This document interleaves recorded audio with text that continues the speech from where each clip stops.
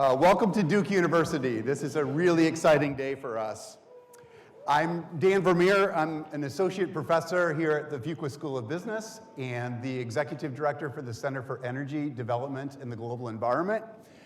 We are thrilled to have such an impressive group of participants, both the speakers and all of you who have joined us for this conversation today for an event we're calling From Billions to Trillions, the Inflation Reduction Act as a catalyst for private investment.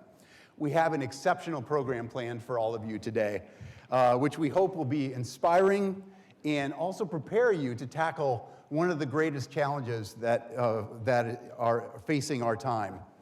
The climate crisis is a daunting societal challenge requiring a rapid shift to decarbonized power grids, transportation networks, food systems.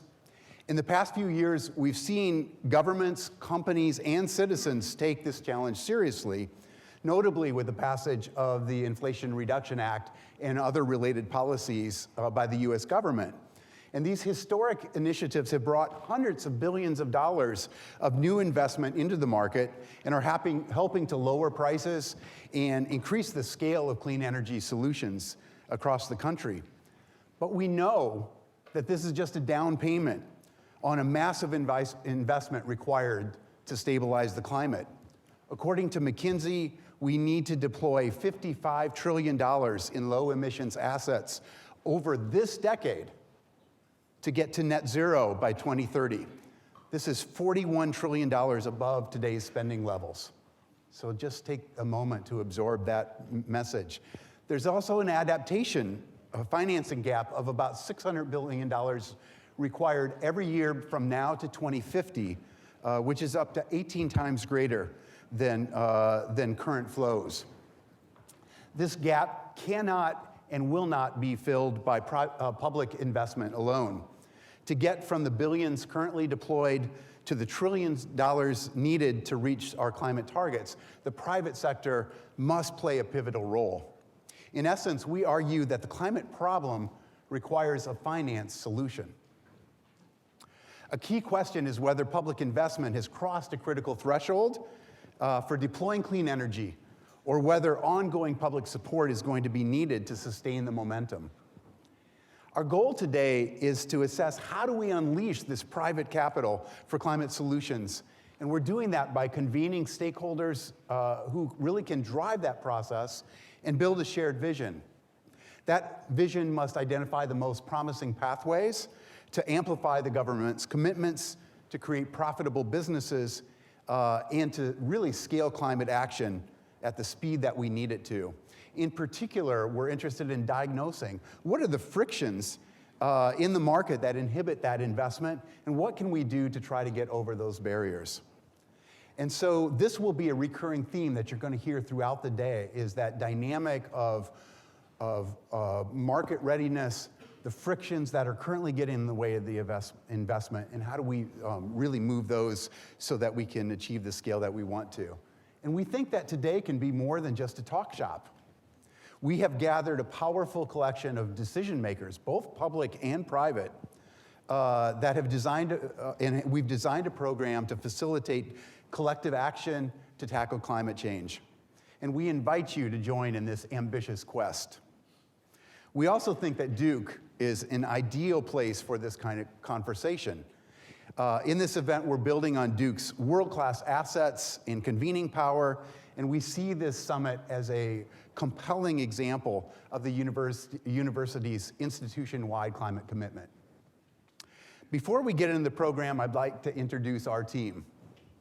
Today's event is a joint effort with the Fuqua School of Business and the Nicholas Institute for Energy, Environment, and Sustainability. Other Fuqua faculty organizers include Ronnie Chatterjee, Professor of Strategy, Manuel Adelino, Professor of Finance, and David Brown, Professor of Decision Sciences. The Nicholas Institute's also been a partner in this effort, including the Institute's director, Brian Murray, and senior fellow, Tim Profeta. Also from the Institute, we'd like to thank Jennifer Edwards and the comms team, Braden Walborn-Phillips, Melissa Fernandez, Josh Wilson, Jeremy Ashton, and Lauren Ramsdale. And here at Fuqua, we have our own Katie Cross and Amber McComb, who provided invaluable assistance for this event. I'd like to just take a moment and ask you to join me in a round of applause for all of the people that were involved in this.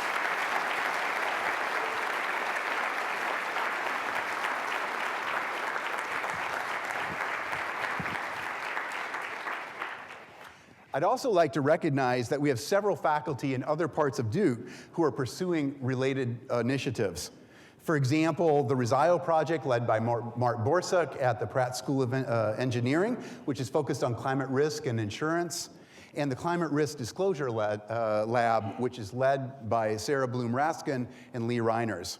This is just the tip of the iceberg of the assets that we have at Duke here, which are too numerous to really detail here. And finally, to begin our program today, I'm really pleased to welcome the Dean of the School of Business, Bill Boulding. For many years, Dean Boulding has advocated at the top levels of government, industry, and academia that business can be a force for good in society. He's also been a really strong proponent of climate action, including his efforts to help launch the Climate Exchange in Governor's Island, and his leadership on the new master's degree in climate management offered jointly with the Nicholas School of the Environment. I welcome Dean Boulding to the stage, who will introduce President Price, the president of Duke University. Thank you.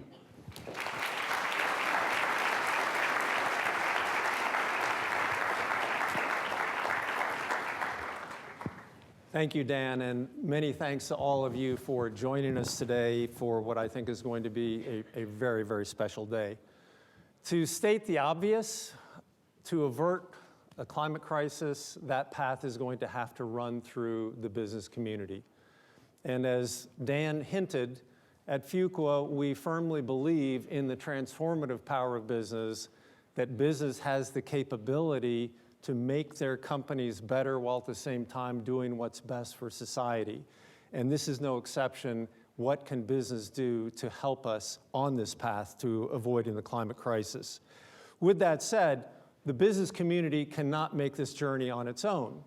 We're going to need public funding. We're going to need philanthropic funding to prime the pump on some of this activity. We're going to need the right laws, policies, regulations to keep capital flowing if we're truly going to be able to go from billions to trillions. And so part of what makes this day so special is that we've been able to bring together those stakeholders in one place to have this conversation where all those viewpoints are necessary. So that's great, but what I would say in framing the conversation is what we don't need is magical thinking. And too often, as we've talked about the climate crisis, we've engaged in magical thinking. And what is the nature of this magical thinking? One variant is simply, there is no climate crisis, so we don't need to engage in activities like this one. A second variant is the solutions will present themselves, and so no interventions are necessary to get us where we need to be.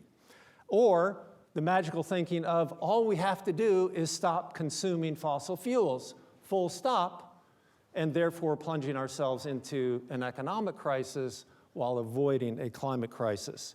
So we don't need magical thinking. What we need is rigorous thinking. And this is the comparative advantage of academics. This is where we come into the picture as partners with all of you in tackling this crisis. Because we need more than generating trillions of dollars. We need to make sure that those trillions of dollars get in the hands of the right people, the right processes, the right technologies that will help us avert this crisis. And we have to be honest in asking the questions of how are we going to pay for this? Who will pay for this? And those are questions that we can help answer. And you will notice in the introduction and throughout the day that what we have at Duke University is academics distributed across the university who are engaged in these questions. And for that, I thank our president, Vince Price, because he has mobilized and catalyzed this university with a climate commitment that says we have to come together, we have to focus our talents, our energies, our convening power, everything that we can do to be a part of a solution to what is an existential crisis for society. So Vince, thank you and welcome to the stage.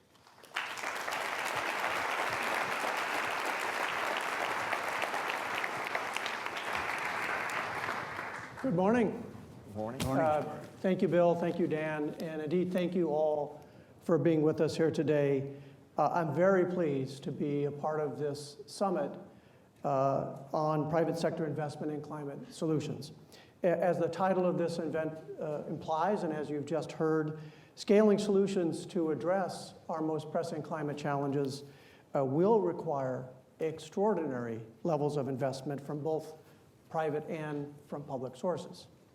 It will also require thoughtful and sustained partnership among elected leaders, government agencies, private industry, academic institutions, and the nonprofit sector. Today's summit brings together individuals from all of those perspectives. We hope to create a shared vision for investment in climate solutions. I'd like to thank Duke's Nicholas Institute for Energy, Environment, and Sustainability. You see on the screen the Fuqua School of Business under Bill's leadership, its Center for Energy Development and Global Environment, and Duke Innovation and Entrepreneurship for sponsoring and organizing today's summit. And I am especially delighted to welcome back to Duke John Podesta, who will be speaking in just a few moments. We look forward to your work as Senior Advisor for Clean Energy and Innovation Supplementation and a leader in this space. Now, in a polarizing world, universities play an increasingly important role in bringing people together. In the audience today, we have students, we have alumni, faculty, and staff, and hundreds of representatives from the public, private, nonprofit, and higher education sectors. And the importance of this topic reaches across so many divides. And we know that switching on finance via policy is essential for accelerating this energy transition. It will require unprecedented levels of cooperation and thoughtful engagement.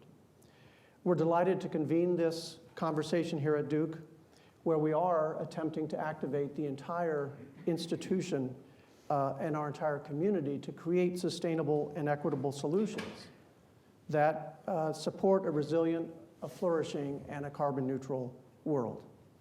In the past year, we have consolidated oversight of the Duke Climate Commitment under the leadership of Toddy Steelman, our Vice President and Vice Provost for Climate and Sustainability. And Toddy oversees a unique portfolio. Oversight of campus operations, our full academic enterprise, our partnerships here in the region, around the US, and indeed across the world. And as you'll see today, Duke faculty members have deep expertise in fields ranging from capital markets, climate science, technology, and policy.